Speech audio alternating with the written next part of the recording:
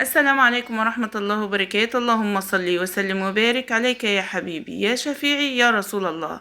حبايب قلبي اللي أول مرة يشوف القناة ما ينسوش اشتراك وتفعيل زر الجرس وتعملوا لي لايك للفيديو فضلا طبعا من حضراتكم وليس أمر.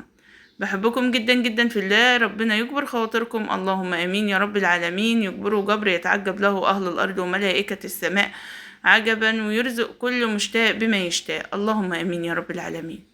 طبعا بالنسبة لروتين النهاردة فهو تكملة الروتين اللي بتاع امبارح يا جماعة، لما الدنيا مطرت والدنيا اتعملت خالص واتبهدلت عندنا زي ما حضراتكم شفتوا بير السلم وشفتوا البلكونات وكده. فانا كنت عاملة الروتين ده كله يعني مع بعضه، بس انا قسمته على مرتين ولسه في كمان جزء تالت ممكن احمله لكم، او ممكن يعني هاخده في فيديو تاني ان شاء الله. بالنسبه لحبيبه قلبي اللي طالبه ان انا اعمل جوله في السوق، بصي والله العظيم انا هروح السوق، بروح السوق واجيب لكم الاسعار هنا وافنطها لكم هنا معايا في الشقه، في فيديو في الشقه. انما بالنسبه ان انا اروح السوق واصور فانا بتحرج والله، يعني بتحرج ان انا اصور في وسط الناس وكده. فان شاء الله ان شاء الله في اقرب فرصه هعملها لكم. يعني يمكن بكرة الخميس ان شاء الله احنا عندنا سوق بكرة. ربنا ييسر الحال كده واعرف ان انا اروح واجيب لك الاسعار كلها زي ما انت عايزة. بينما اما بالنسبة لاسعار الطيور، بما اني اصلا يعني بربي طيور وببيع وكده، فانا ممكن اقول لك اسعار الطيور كلها عامة، يعني بورصة وكيلو وكبير وصغير وعمر وسط، ممكن ان انا اقول لك الاسعار دي. اما بالنسبة للخضار فانا جارتي ما شاء الله بتفرش في السوق.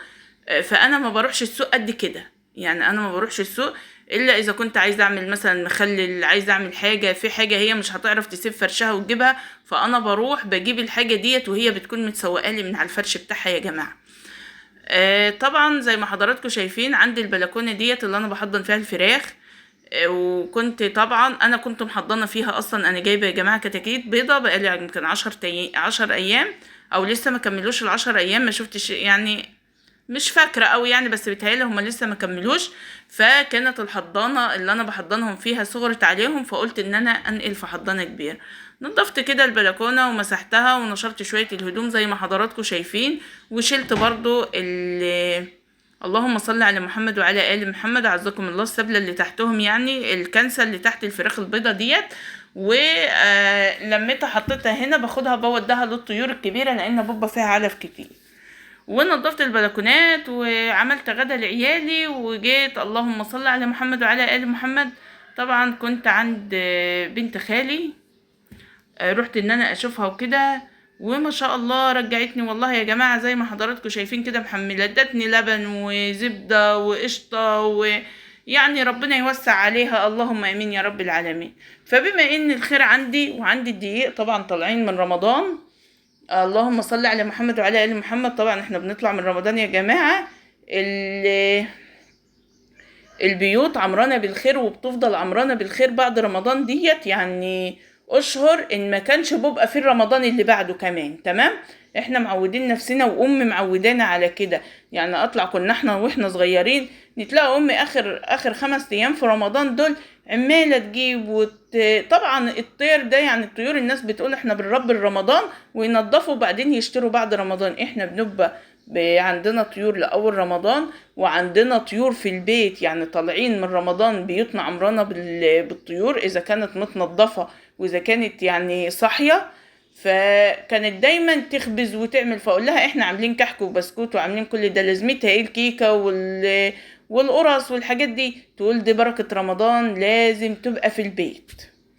فاحنا اتعودنا على كده، فانا اتعودت من امي ربنا يبارك في عمرها يا رب ان انا اطلع من رمضان عندي الخير كله، يعني شقتي تبقى مليانه بالخير كله. حتى يعني حماتي كانت بتقول انا هشتري سمنه ده رمضان خلص، قلت لها اشتري علشان تفضل عندك لعند اخر رمضان، لعند بعد رمضان، لان انت تطلعي من رمضان في الخير مالي بيتك. طبعا ابو كف رقيق وصغير ده معايا في كل حاجه، يعني معايا عايش معايا في كل حاجه يا جماعه. قلت بقى اعمل ايه لاولادي؟ اعمل لهم شويه كماج، يعني شويه كماج طري مش قرص يا جماعه، كماج، لان انا عندي لبن رايب، فاللهم صل على محمد، وعندي الدقيق وعندي الخميره وعندي البودر وعندي السمنه وما شاء الله عندي كل حاجه. واللبن طبعا هي مديهولي، وبما ان ولادي ما بيشربوهوش، فقلت بقى ان انا، هي قالت لي اصلا دخليه في اي حاجه، خلي عيالك دول يتغذوا. فقلت ماشي. جبت بقى العجانه بتاعت السلستين، وقمت جايبه عندي باكوين خميره. على فكره يا جماعه، كل كيلو دقيق علشان اللي تعجن كماج يعني بمقدار كبير او كميه دقيق كبيره، وتقول ان هي اللهم صل على محمد وعلى ال محمد، العجينه ما خمرتش، اعملي لكل كيلو دقيق باكو خميره. تمام. انا بقى بما ان هخلي العجينه ترتاح وتاخد، يعني انا مش مستعجله عليها، لان زي ما قلت لحضراتكم انا عجنتها وصبرت عليها شويه كتار لحد العجينه مرتاحت وكده. ف سبتها بقى ترتاح، فحطيت لكميه الدقيق اللي انا عاملاها، وانا عامله بالبركه يا جماعه. حطيت لها باكوين خميره وباكو بودر. كان المفروض كميه الدقيق ديت يتحط لها 3 بواكي بودر، بس برضو انا ما حبيتش احط بيكنج بودر علشان ما يخليش القرع الكماج تقب في الفرن، وبعد كده تقوم جايه مهبطه بعد ما اطلعها من الفرن. انا ما حبيتش كده. حطيت باكوين 2 باكو فانيليا. وطبعا انا عندي زي ما حضراتكم شايفين عجنها بقشطه، وجايب عندي السمنه، حطيت فيها معلقتين قشطه، كانت مديه ريحه السمنه البلدي طبعا، واللهم صل على محمد، ولبن. فكانت الروايح اصلا روايح كده طبيعيه 100%. جبت طبعا الدقيق وحطيت فيه كميه السكر وشويه ملح، حصوايه ملح بسيطه كده يا جماعه، والبودر والفانيليا والخميره وكل ده، وقلبته كويس جدا.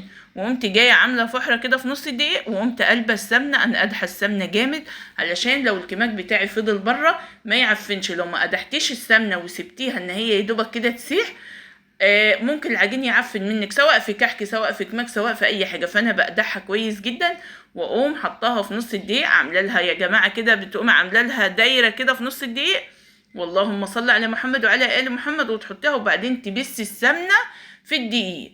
تفضلي بقى تقلبي لعند ما تخلي السمنه، ويعني تعمليها في الدقيق كله، وبعدين تنزلي بقى على قد ما بتاخد لبن رايب يعني، وتعجني زي ما حضراتكم شايفين كده. سبتها حطيت عليها كيس بلاستيك بعد ما عجنتها وخدت وضعها، وقمت حاطه عليها العبايه بتاعتي ديت. هي اصلا مش هتتأذى من السمنه ولا اي حاجه، لان انت حطها برضو زي ما بقول لحضراتكم كده بكف رقيق وصغير قاعد معايا. بعد ما عملت لي مصلحه كانت العجينه هدت وخدت وضعها. يعني ما انت مش هتعجني وتعملي على طول يا حبيبه قلبي، يعني انت لازم ان انت تبقي تخلي العجينه ترتاح، لان من نجاح اي معجنات سواء فطير سواء اي حاجه عفوا يا جماعه، ان انت تسيبي العجينه ترتاح. طبعا زي ما حضراتكم شايفين كده، سبت العجينه ترتاح خالص، وجيت بقى قطعتها قرصتها كده على الصواني، واللهم صل على محمد وعلى ال محمد. برضو خليتها خدت وضعها برضو وارتاحت شويه. وبعدين جبت الصينيه اللي انا مقطعاها الاول، وقمت بطاها، وزي ما حضراتكم شايفين نزلت سويتها، وادي الكماج ما شاء الله ولا قوه الا بالله طالع زي العسل. انا لقيت ان الفرم ولادي، انا بجيب كل يوم يمكن ب20 جنيه فرم، ب30 جنيه فرم. اولا ما بيكفوش، ثانيا وده الاهم ما بيشبعوش العيال، انما ده ما شاء الله ولا قوة الا بالله، يعني حاجة كده تتاكل والله العظيم يا جماعة، من غير جبنة ومن غير اي حاجة. يعني ما شاء الله طالع زي العسل وطري ومغذي.